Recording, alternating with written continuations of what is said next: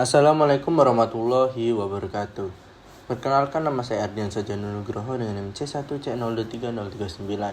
Di sini saya akan membahas mengenai pelunasan pajak dalam tahun berjalan dan macam pemungutan pajak penghasilan. Yang pertama, pelunasan pajak dalam tahun berjalan.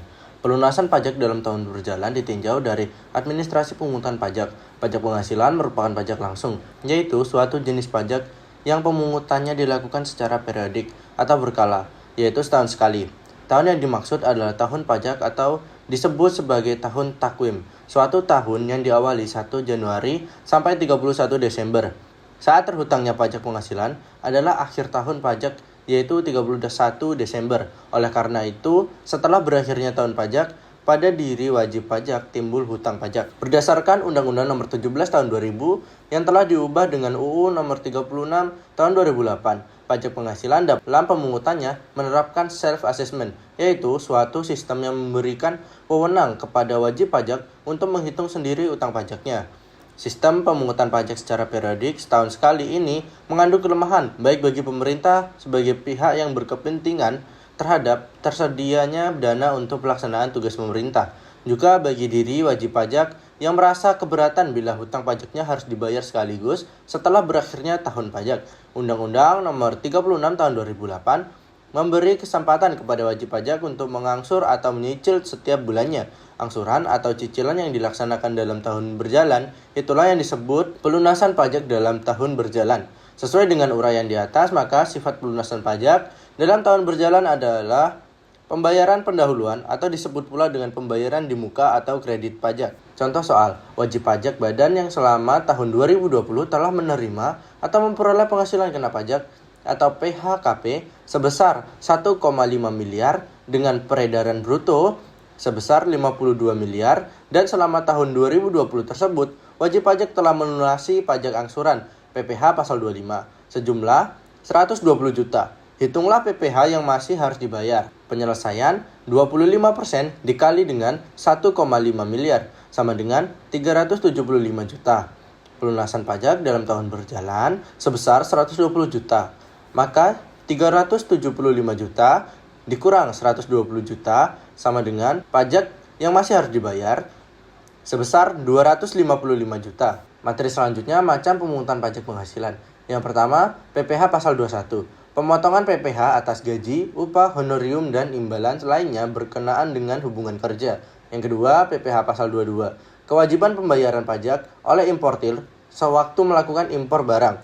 Di sini ada menggunakan angka pengenalan impor atau API, tarif 2,5% dikali nilai impor. Yang kedua, tanpa API, tarif 7,5% dikali nilai impor.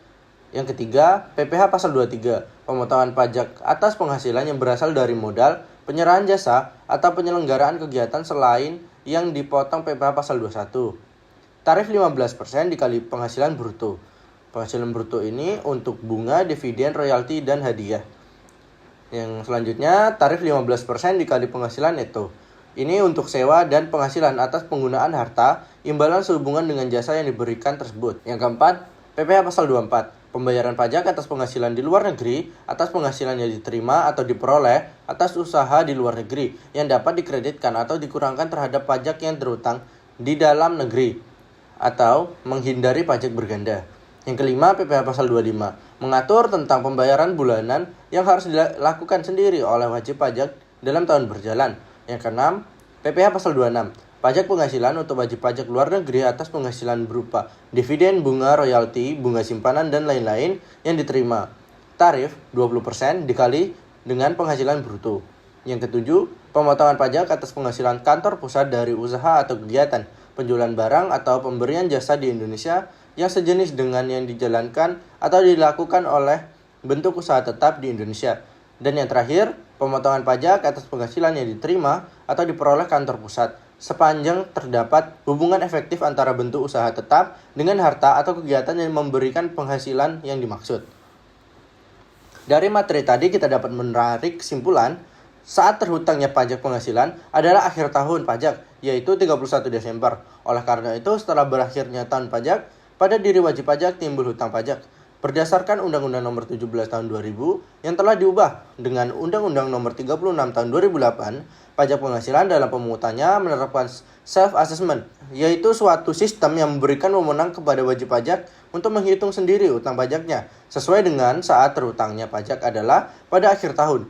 Maka, wajib pajak menghitung sendiri utang pajaknya sekaligus mengisi surat pemberitahuan tahunan atau SPT pajak penghasilan. Undang-Undang Nomor 36 Tahun 2008 memberi kesempatan kepada wajib pajak untuk dilaksanakan dalam tahun berjalan. Itulah yang disebut pelunasan pajak dalam tahun berjalan. Sifat pelunasan pajak dalam tahun berjalan adalah pembayaran di muka. Jenis-jenis pembayaran termasuk dalam pelunasan pajak dalam tahun berjalan adalah PPh pasal 21, pasal 23, pasal 24, pasal 25, dan pasal 26. Sekian materi yang dapat saya sampaikan. Jika ada salah kata dalam penyampaiannya, saya mohon maaf. Terima kasih.